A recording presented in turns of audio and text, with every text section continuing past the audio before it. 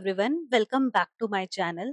Today in this video, we will be discussing about neural networks and deep learning.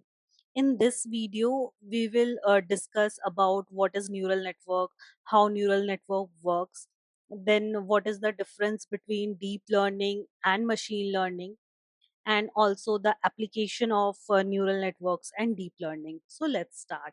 Let's start with what is deep learning. Deep learning is a subset of machine learning.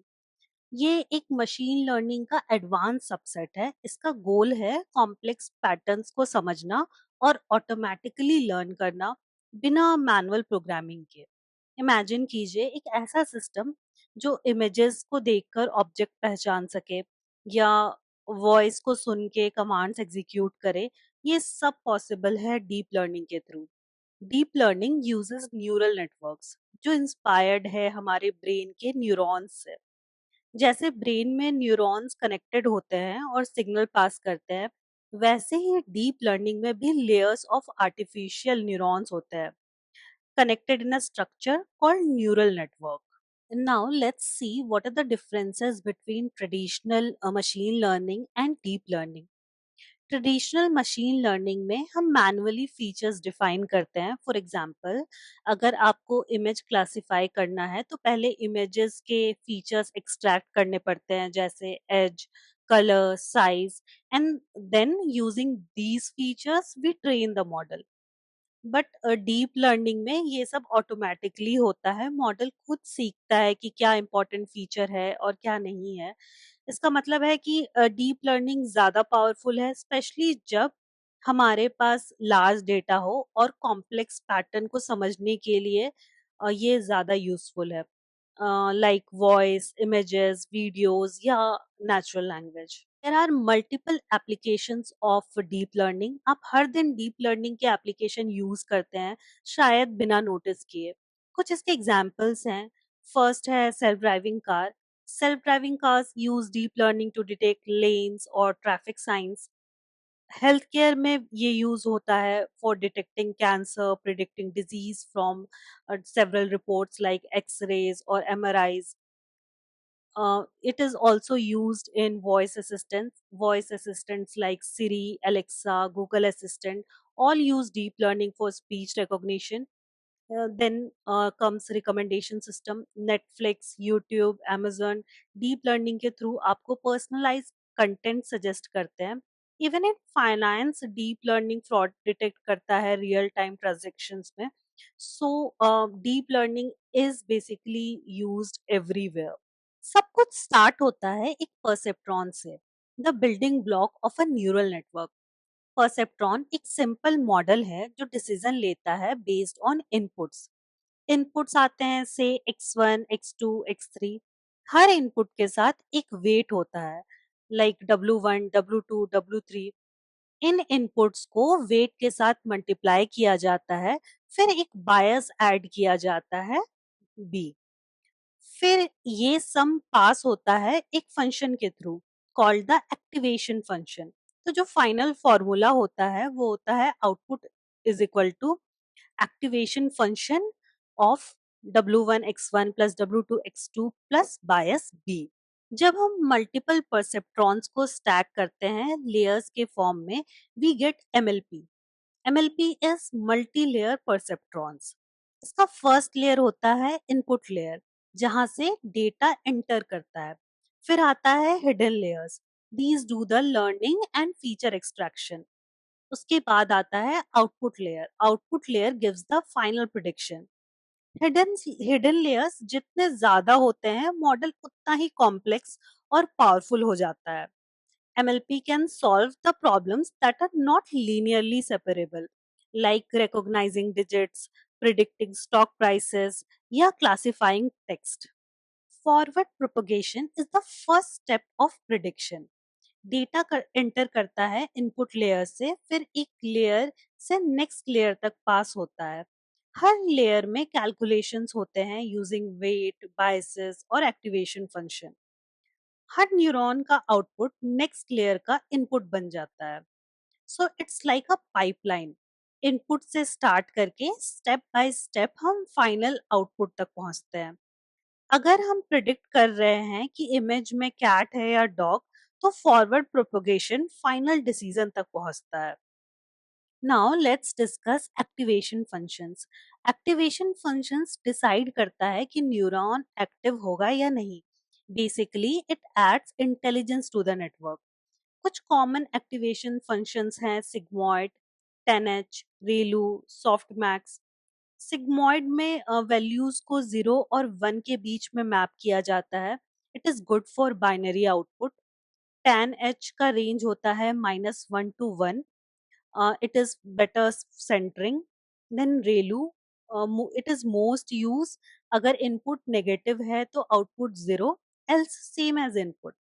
Softmax multi class problems के लिए use होता है, converts raw outputs into probabilities that add up to 1। Activation functions important होते हैं क्योंकि ये models को non linear decision boundaries सीखने में हेल्प करते हैं। Why non linearity is important? अगर हम लीनियर एक्टिवेशन फंक्शंस यूज करेंगे तो मल्टीपल लेयर्स भी अल्टीमेटली एक सिंगल लीनियर फंक्शन जैसे ही बिहेव करेगा। और real world data is also not linear. Think of images, sounds, or any other natural language. All are non-linear, all are complex. Non-linear activation function allow neural networks to learn curves, patterns, twists, basically real intelligence. Now let's discuss loss and cost functions. Loss functions tell us how wrong our prediction was. It's the difference between actual and predicted output. इसके कुछ loss functions के example हैं mean squared error, mostly used in regression task. Then cross entropy, used for classification problem. Cost function is the average of all losses over the entire data set. So our goal in training is simple: minimize this cost. To minimize the cost function, we use gradient descent. ये एक optimisation technique है जो बताता है कि weights को किस direction में और कितना चेंज करना है ताकि लॉस कम हो। Think of it like climbing down a hill. Her step में आप नीचे जा रहे हो टुवर्ड्स द लोएस्ट पॉइंट जो होगा minimum loss. Now let's discuss back propagation. Back propagation का काम है कैलकुलेट करना कि हर वेट कितना रिस्पॉन्सिबल है एरर के लिए। यूजिंग चेन रूल ये कैलकुलेट करता है हर लेयर में ग्रेडियंट और फिर ग्रेडियंट डिसेंट यूज करता है to update the weight. So training एक लूप है। फॉरवर्ड पास से प्रिडिक्शन होता है, फिर लॉस कैलकुलेट करो, देन बैकवर्ड पास ग्रेडियंट्स निकालो, वेट्स अपडेट करो। This process repeats for many iterations until the model gets good. Now let's discuss some of the optimization algorithms. First आता है SGD. SGD is stochastic gradient descent. हर बार randomly pick करता है data sample, थोड़ा noisy है but fast है। फिर आता है मोमेंटम।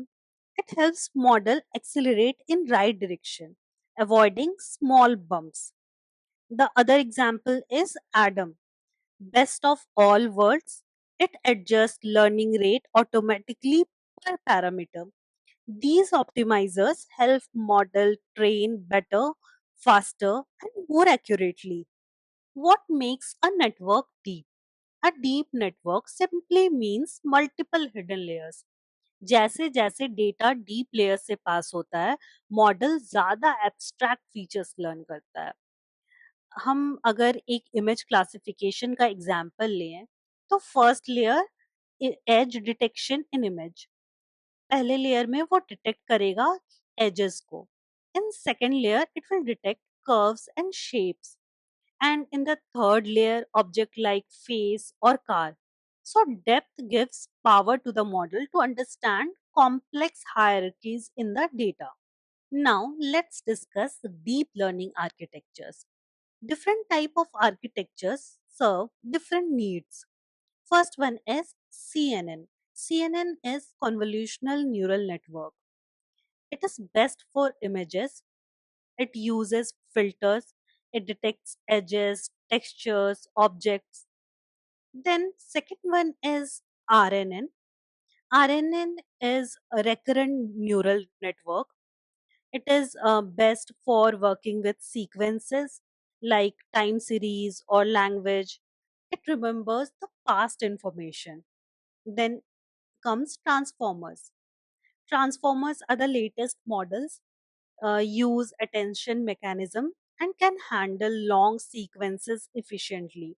जीपीटी, बर्ट, ये सब ट्रांसफॉर्मर बेस्ड मॉडल्स हैं. हर आर्किटेक्चर का एक स्पेसिफिक यूज केस होता है based on input data type. Now let's see what are the challenges in deep learning. First one is overfitting. It is same as machine learning. Model इतना complex होता है कि वो training data पे बहुत अच्छा वर्क करता है बट टेस्ट डेटा पे फेल हो जाता है. वो मॉडल ओवरफिट हो जाता है. Then underfitting, it is also similar to machine learning. Model इतना सिंपल होता है कि वो पैटर्न ही नहीं समझ पाता. फिर आता है वैनिशिंग और एक्सप्लोडिंग ग्रेडियंट. जब ग्रेडियंट्स बहुत छोटे या बहुत बड़े हो जाते हैं, ट्रेनिंग अनस्टेबल हो जाता है. And the last one is bias variance trade off. It is also which we have seen in machine learning. Balance maintain करना होता है bias और variance में, accuracy versus generalization में. Solution include regularization, dropout, batch normalization and proper data pre-processing. Deep learning एक fascinating world है जहां machine खुद से समझना सीखता है. लेकिन यह मैजिक नहीं है. आपको राइट डेटा, प्रॉपर आर्किटेक्चर और पेशेंस चाहिए मॉडल ट्रेन करने के लिए. So this was the complete overview of deep learning and neural network. If you have any question or suggestion, do let me know in the comment section. If you like this video, please do like, share and subscribe. Thank you so much for watching. I'll see you again in another video.